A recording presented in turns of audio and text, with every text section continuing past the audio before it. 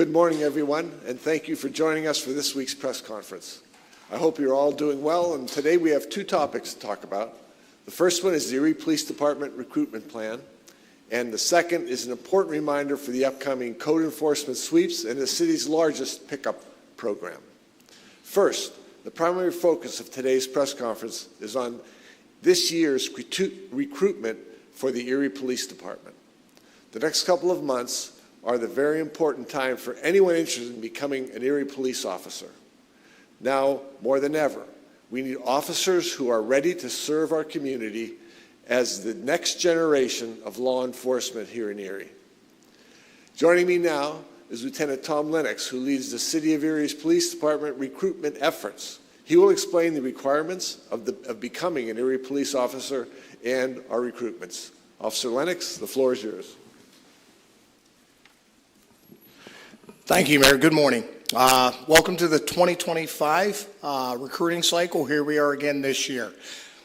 Just a brief overview before I get into the specifics of the test. I just want to advise the public that the applications are now available online and will continue to be accepted with the deadline being June 27th of 2025. There will be an $80 application fee for anybody that's interested in becoming a police officer that will be required to send in with your application.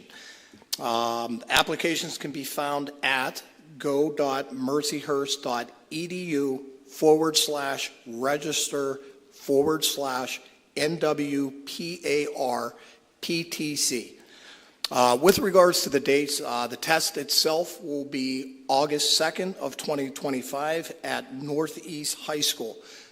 For the physical agility test, if you pass the physical agility test, you will be invited that same day to take the written exam, which will be held at Mercyhurst Northeast Police Academy.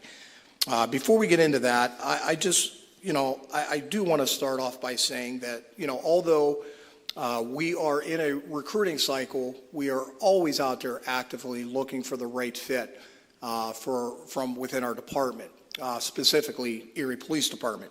But just to give you a little bit of history lesson, we're always out into the community looking for individuals that are more reflective to serve on our department and more reflective to the city and the community that it's serving. And with that being said, since 2021, we've hired 62 officers, with 17 or 27% of those being minorities throughout our community, with 6 of those being African-American males, 6 females, 3 Hispanics, and currently 2 Bosnian males that we have hired from within our department.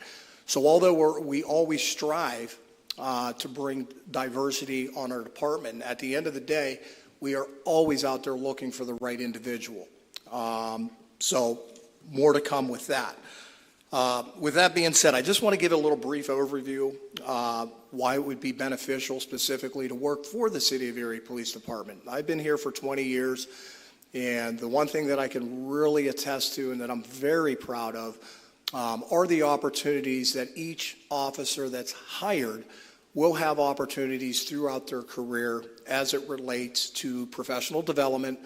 And there's a lot of options if earned and you work hard in the patrol division. There are a lot of opportunities to be promoted, not only in patrol, but through various divisions that we have to offer throughout our department. For example, all new hires, when they first get hired, they will start off in the patrol division. And with some time on, after they go through a rigorous training program with our department, they are immediately released with another senior officer. We'll work with that officer for approximately a year and until the day have proven to our department that they're capable of being on their own and being out into the community to serve our citizens on an individual basis. So as that development happens through our patrol division, each officer will have an opportunity to branch off in patrol division and apply for units, newly installed units such as the crisis intervention unit, mental health family crisis unit, the Quebec unit, warrant officer, the motorcycle division, traffic investigation, parking enforcement, abandoned vehicles, our neighborhood action team, our SAT unit, and now excited about the newly K-9 unit that this city is going to offer our citizens that will be basically active to the public within the next month or so. So really excited about that. And we also, and this is, not that it's a secret to the public, but also our patrol officers do have an opportunity to work with many different type of federal agencies on our joint task force when we all come together as a county, to work on maybe some of the initiatives. So as you can see in the patrol division, you're never bored. There's always room for growth in the patrol division. And so that's an opportunity there. After spending a little bit of time in patrol, there's other opportunities that our police officers could bid into a job or interview or get promoted. For example, we have a lot of officers that have a lot of interest in our criminal investigation division. Everybody wants to be a detective. But in our criminal investigation division, most people think, hey, I just want to be a detective, without understanding that, there are a lot of layers in our criminal investigation division, such as major crimes, burglary, white-collar crimes, juvenile unit, sex crimes, cold case investigator, insurance fraud, auto theft unit, our vice unit, drug and narcotic, our Eagle task force, our crime scene and our property division, and now most recently in the last few years, our newly added criminal intelligence division. There's also opportunities for a newly hired officer that gets hired within our department to bid in, train, earn, or to get on more of our specialized units, such as our bomb squad, our hostage negotiation team, and also our SWAT team. So as you can see, Erie Police Department does have a lot of benefits and opportunities for any individual that's interested in becoming a police officer here at the city. With that being said, I just want to, just a quick reminder, again, those applications are online. They have been since Monday, April 7th, and the deadline to have those applications in will be June 27th of 2025. And the reason why I'm saying that multiple times, because it's very important, the sooner that you get that application in, the sooner that you're going to get that study guide to help you prepare for that written exam on August 2nd out at Mercyhurst Police Academy. Now, the one thing that I do want to cover, because myself and my recruiting team, we deal with this every year, that with regards to the physical agility, if you're a prospective candidate that is watching this right now, or if you get the information which is available on our recruitment website on the City of Erie Police, all right, you'll find that there are 5 exercises that you have to be prepared for the day that you show up to take this test. Now, if you wait till July, mid-July or at the end of the July, you are not going to be prepared for the physical agility. So I'm really going to put emphasis on start training now and make sure that you are physically ready to take this exam. So the day that you show up for the physical agility, or for your test on August 2nd, your physical agility is going to require you to run a 300-meter sprint, which the time limit for that is 1 minute and 6 seconds. The next component of the physical agility test is sit-ups. You got to do you got to do 30 sit-ups in a row, no time limit. You got to do 25 push-ups, again, 25 reps, no time limit. You just got to do 25 straight without stopping. Our vertical jump component, and I'm just going to say this, that typically is an exercise or a component of the physical agility that most people don't come prepared for. And what I would encourage the potential applicants to do is to start practicing that vertical jump, because what that is the day that you show up, whatever your highest reach is, the tip of your fingertip, you got to jump 15.5 inches beyond that to pass that component of the physical agility test. And again, I'm just going to put it out there that for our female candidates, that typically is a major hang-up for a lot of our female applicants that have been taking this test. And if I'm being fair for the men, sit-ups is usually the component of the physical agility that eliminates some of our men.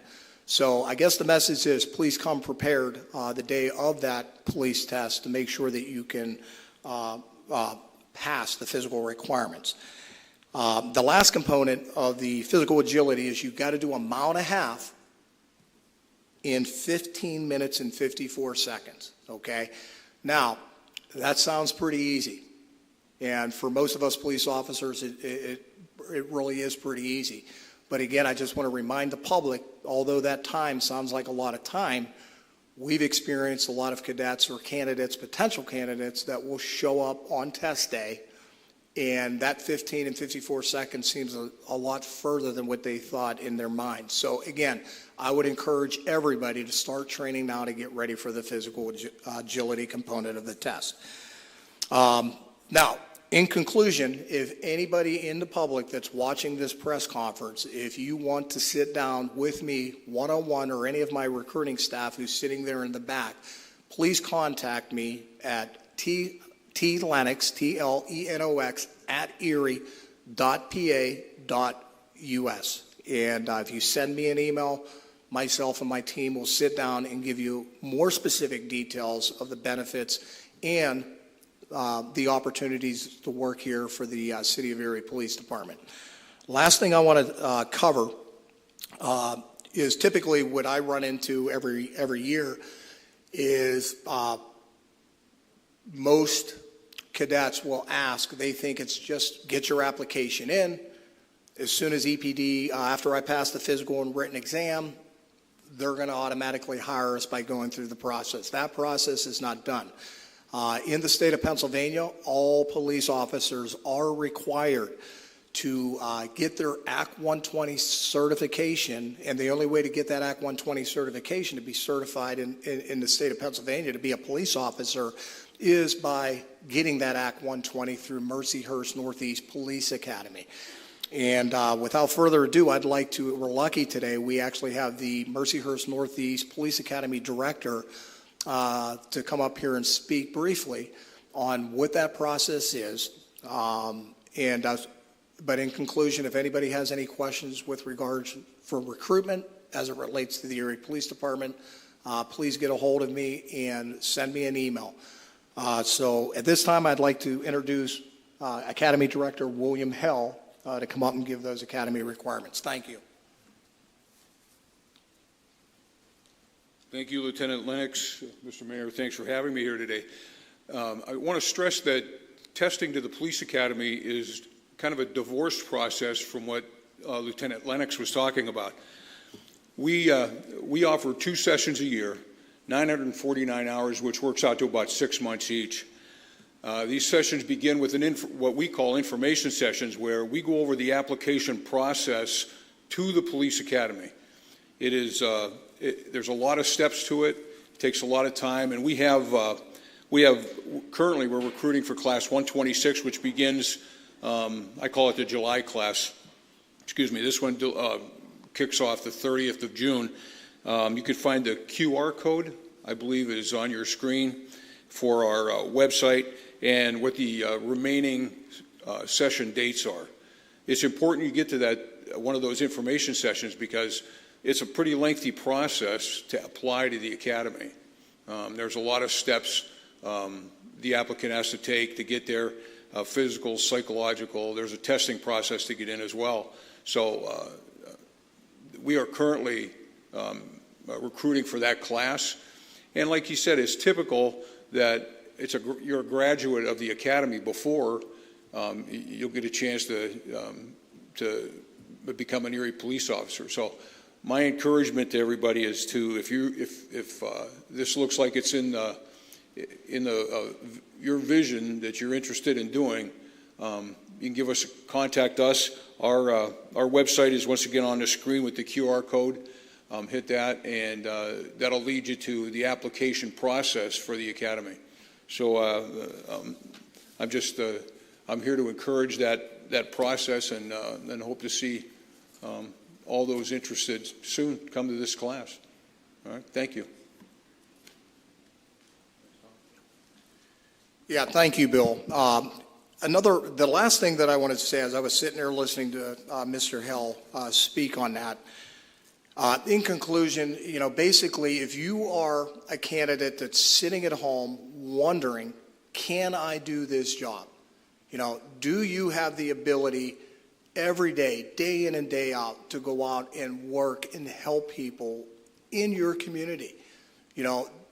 If that's in your heart and in your soul now, that you're thinking about becoming a police officer, don't wait years to decide, well, maybe I could have been, or I should have been. If you have any questions as to whether or not something can wake up within you to come and see if you have what it takes to do this job, we also have a ride-along program that I encourage any citizen, anybody that has any interest, to get a hold of me and my recruiting team, and we would set you up with a ride-along to ride with a senior patrol officer to patrol in the community to see if this is something that you could do on a daily basis for the next 25, 30 years. And again, if you're looking for a challenge to where 2 days don't look the same, you like, to do a lot of different things, such as, hey, I want to be a counselor, or I want to go out and enforce the law, or I want to become part and one with the community by joining community policing divisions that we offer up within our department. This would be the job for you. And this is a personal message to our ladies. Out of almost a 200 complement department, 193 to be specific, we only have 8 females on this job.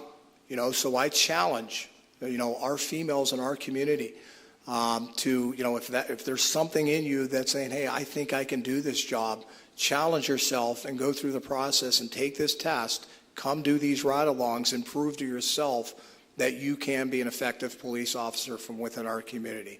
So thank you for your time and have a good day, and I'll be seeing you within the next few months. Thank you very much, Lieutenant Lennox. That was a great presentation. Also, Officer Hale, thank you very much for all you do. And I've been at your ceremonies a couple times with people graduating, so I look forward to that as well, too. And I appreciate the efforts to recruit the best candidates possible to build our Erie Police Department. Chief Dan Spizzarni and his leadership team are doing an excellent job making Erie a safe place to live, work, play, and raise a family. I especially want to thank all the men and women who serve in our Erie Police Department. Day in and day out, they put their lives on the line to protect and serve our residents and our visitors. This is a different department than it was 8 years ago. Thanks to grant funding, we have been able to acquire state-of-the-art equipment, deploy innovative technology, expand community policing initiatives, and reinstate critically important units. This has transformed the department and added exciting opportunities for those who are called to serve. If you are interested, I invite you to contact Lieutenant Tom Lennox and learn more about it. Next, we have been working hard to achieve our vision that we set for Erie in 2018. A critical part of this vision is making sure that residents have access to welcoming and vibrant neighborhoods that are clean, safe, free of debris, and other hazards that can accelerate neighborhood declines. Now that we have entered the spring season, I again want to remind every resident about the code enforcement sweeps that we first announced back in March.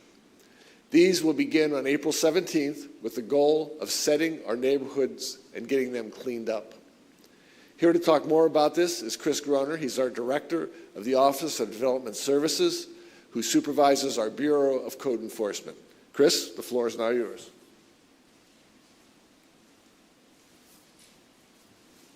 Thank you, Mayor. Morning, everyone. I'd like to just give a brief reminder and update on the upcoming code enforcement activities. As we mentioned in March, starting this month, the city's code enforcement office will be conducting targeted inspections in specific zones throughout the city. The goal of these efforts will be to reduce and eliminate hazardous and unsightly junk and debris.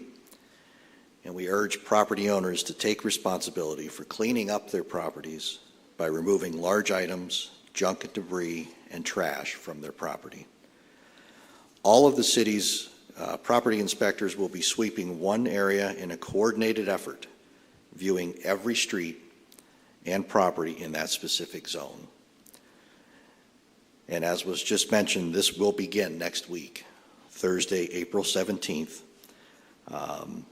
in the area that's shown on the far map, an area that encompasses East 12th Street to the north, East 26th Street to the south, Parade Street east to McKinley Avenue. Each zone is expected to take about 1 week, and if a property is determined to have excessive junk and debris, the owner will be given a courtesy notice, which will look like this. This is a legal notice. Once you've been given this notice, you will have 14 days to remove that excessive junk and debris. Property inspectors will be returning to the same zone after 14 days to re-inspect the area. If the junk and debris still exists, the property owner will be cited. That will result in additional fees and potentially liens on the property. If the city is forced to clean the property, an abatement fee will be charged to the property owner. The abatement fees will begin at a minimum of $1,400, $1,401.27 to be exact. This cleanup cost will be attached to the property owner's water, sewer, and garbage bills. Additionally, multi-unit property owners may see their rental registration license renewals decline for failure to clean up their properties or to satisfy this abatement fee. The rental registration ordinance has recently been changed to now include any outstanding fees and liens as a disqualifier for license renewal. Simply put, if the city has to clean up a property, a rental property, and is forced to place a lien on that property to recover costs, the rental license will be denied until all of those fees and liens are paid in full. A disproportionate amount of necessary cleanup efforts originate from rental properties. These specific responsibilities for cleaning and maintaining rental units are between landlords and tenants, and although they vary with each individual lease, they are not the responsibilities of the taxpayer. Again, most owners are responsible and maintain their properties, but a small number are not. And the ones who are not taking care of their properties affect all residents in a very negative way. This is not right, and that is why we will be strongly encouraging owners to correct these issues and to maintain the required standards pertaining to housing, building, and health standards. We want to work with property owners, and we urge them to be proactive. The city offers large item pickup. You can request up to 3 large items to be picked up each week, but you must call the refuse department to coordinate. The number for that service, the number to call for that service is 814-870-1550.